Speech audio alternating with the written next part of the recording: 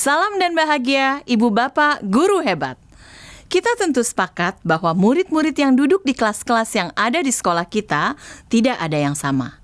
Mereka berasal dari latar belakang yang berbeda, memiliki preferensi belajar yang berbeda, minat yang berbeda, dan belajar dengan kecepatan yang berbeda, sehingga kesiapan belajar mereka pun tentu akan berbeda.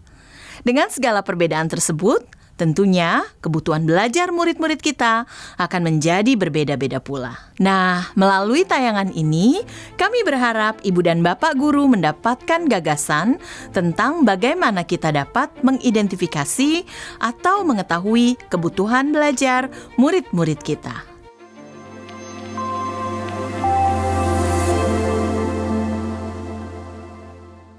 Menurut saya, untuk mengetahui kebutuhan belajar murid-murid, sebagai guru kita bisa memperhatikan dan mengamati mereka dengan saksama. Tentunya hal ini harus sering kita lakukan, mengingat tingkat kesiapan belajar murid-murid bisa berubah-ubah atau berbeda-beda dari satu waktu ke waktu yang lain, atau dari pelajaran yang satu ke pelajaran yang lain. Nah, minat belajar dan kondisi sosial emosional mereka pun bisa berubah-ubah. Semuanya ini tentunya akan mempengaruhi kebutuhan belajar murid-murid pada saat itu. Satu hal lain yang biasa saya lakukan untuk mengetahui kebutuhan belajar murid-murid adalah dengan mencoba mencari tahu pengetahuan awal mereka. Terkadang saya membantu mereka dengan memberikan beberapa pertanyaan pemantik, mendiskusikannya bersama murid-murid dan memperhatikan serta mencatat semua jawaban mereka. Terkadang saya juga memberikan kesempatan untuk mereka mengajukan sebanyak mungkin pertanyaan mengenai hal-hal yang ingin mereka pelajari selama topik pembelajaran yang baru tersebut. Nah, semua informasi ini kemudian saya gunakan untuk mempersiapkan materi-materi dan mencari cara-cara apa yang harus saya lakukan untuk membantu murid-murid mencapai tujuan pembelajaran yang diharapkan kurikulum. Untuk membantu mengidentifikasi kebutuhan belajar murid-murid, saya menggunakan berbagai informasi yang dihasilkan dari proses asesmen, baik yang saya lakukan secara formal, misalnya dengan melakukan tes atau bentuk-bentuk asesmen formal lainnya, yang kemudian saya analisa hasilnya, maupun yang saya lakukan secara informal, di mana saya akan menggunakan penilaian profesional saya terhadap situasi selama pembelajaran. Misalnya saat murid-murid mendengarkan penjelasan tentang sebuah topik dan saya melihat ada murid yang mengernyitkan dahi, menunjukkan kebingungan atau memberikan jawaban yang kurang tepat saat diskusi. Buat saya, itu adalah informasi berharga yang akan saya gunakan untuk pembelajaran selanjutnya dan menentukan scaffolding atau dukungan seperti apa yang harus saya berikan untuk anak-anak tersebut. Di awal tahun ajaran, saya biasanya akan mengumpulkan informasi tentang murid-murid saya dari beragam data yang tersedia. Saya akan meluangkan waktu berbicara dengan murid-murid saya untuk mengetahui preferensi belajar mereka, minat belajar mereka, dan sebagainya. Saya akan melihat data kemampuan membaca murid-murid saya, membaca rapor di kelas sebelumnya, dan bagaimana pencapaian mereka dalam berbagai area. Saya akan membaca komentar-komentar guru-guru di kelas sebelumnya untuk melihat secara umum area-area yang menjadi kekuatan murid-murid saya dan area-area yang masih perlu ditingkatkan. Saya juga akan melaksanakan asesmen diagnostik, misalnya di pelajaran matematika, untuk mengetahui seberapa baik tingkat keterampilan mereka dalam area tertentu. Jika berbicara tentang bagaimana cara guru mengidentifikasi kebutuhan belajar murid, saya pikir ada dua hal yang perlu ditekankan di sini.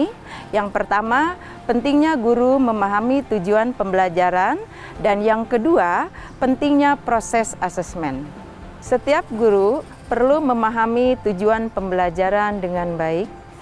Dengan pemahaman yang baik tentang tujuan pembelajaran yang menjadi target, guru akan lebih mudah mengidentifikasi kebutuhan belajar murid-muridnya karena ia tahu sebesar apa kesenjangan pengetahuan, pemahaman, atau keterampilan murid-muridnya saat ini jika dibandingkan dengan apa yang menjadi target pembelajaran. Setidaknya ada 3 tahapan proses asesmen yang terjadi dalam sebuah siklus proses pembelajaran yang hasilnya dapat digunakan oleh guru untuk membantu mengetahui kebutuhan belajar murid. Yang pertama, proses asesmen di tahapan perencanaan pembelajaran atau biasanya kita sebut sebagai pra-asesmen. Lewat pra-asesmen ini, guru dapat mengukur pengetahuan awal murid-muridnya, miskonsepsi yang mungkin dimiliki murid terkait dengan topik yang akan dipelajari, minat murid, dan informasi-informasi lain yang relevan. Guru dapat menggunakan berbagai strategi untuk melakukan pra-asesmen ini, misalnya dengan melakukan pretest, meminta murid membuat peta konsep, melakukan survei minat, dan sebagainya. Data yang dikumpulkan dari proses ini tentunya dapat digunakan guru untuk mengidentifikasi kebutuhan belajar murid-muridnya.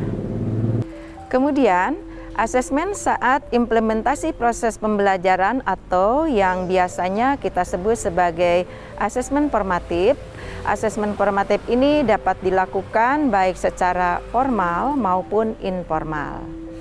Secara formal, misalnya dapat dilakukan dengan membuat checklist untuk memonitor kemajuan murid secara sistematis, meminta murid menjawab pertanyaan secara tertulis di akhir pembelajaran, mengerjakan kuis, dan sebagainya. Sementara secara informal dapat dilakukan guru misalnya dengan mengamati dan mendengarkan pendapat saat murid melakukan diskusi, meminta murid mengekspresikan bagaimana pemahaman mereka tentang topik yang baru diajarkan dengan menggunakan cara-cara atau respon tertentu. Nah, semua informasi yang dilakukan lewat asesmen formatif ini tentunya dapat digunakan guru untuk menetapkan kebutuhan belajar murid-muridnya. Saya bahkan akan menganjurkan guru untuk memperhatikan catatan-catatan asesmen formatif ini dengan seksama karena hasil dari penilaian formatif ini dapat menjadi arah bagi guru untuk perencanaan pembelajaran selanjutnya. Misalnya bagaimana setidaknya ia harus menyiapkan konten atau materi agar murid-murid yang masih belum paham bisa mengakses dan memahami informasi dengan lebih mudah. Bagaimana ia akan melakukan pengelompokan untuk memberikan dukungan atau bantuan kepada murid secara lebih efektif. Siapa yang perlu lebih banyak dibantu, siapa murid yang sudah bisa dibiarkan belajar mandiri, dan sebagainya. Nah, yang terakhir adalah asesmen yang dilakukan di akhir sebuah siklus pembelajaran atau sering disebut sebagai asesmen sumatif. Penilaian ini biasanya dilakukan pada akhir topik bahasan, akhir periode penilaian atau akhir semester dan pada umumnya akan diberikan nilai. Data ini tentu saja bisa digunakan oleh guru untuk mengidentifikasi kebutuhan belajar murid ke depannya. Nah, Ibu Bapak guru sekalian, kami berharap tayangan tadi dapat membantu Ibu dan Bapak mendapatkan gambaran tentang bagaimana kita dapat melakukan identifikasi kebutuhan belajar murid-murid di kelas kita. Sekali lagi, mengidentifikasi kebutuhan belajar murid sangat penting untuk dilakukan agar kita dapat menyesuaikan pembelajaran dengan tepat dan membantu murid-murid kita sukses dalam proses belajar mereka. Meluangkan waktu dan memberikan perhatian terhadap murid-murid kita sebagai individu untuk mengetahui kebutuhan belajar mereka sesungguhnya dapat membantu kita menjadi guru yang lebih efektif. Tetap semangat Ibu dan Bapak guru hebat.